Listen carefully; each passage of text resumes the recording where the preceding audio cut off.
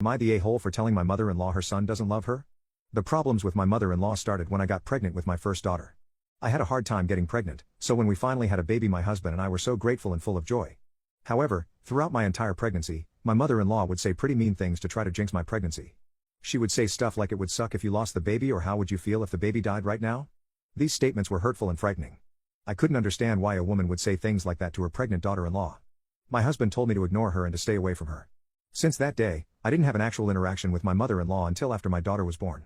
My daughter was about 7 months old when I allowed my mother-in-law to visit me again. She acted super excited at first when she saw my daughter, but then she started saying some hurtful things. She pointed out how big my daughter's ears were and how chubby she was for an infant. I took a lot of offense to this and so did my husband. Eventually, enough was enough and my husband ended up having a talk with his mother.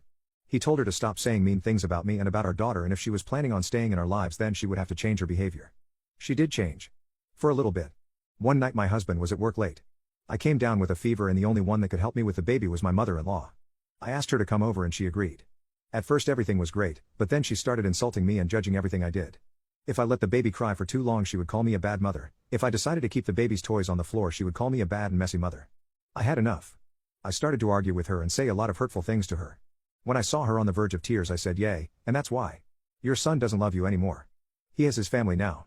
Me and our daughter. He doesn't need to love a nasty, ugly, old woman like you when he can give all his love to me and our baby." I didn't think my words would hurt her as much but they did.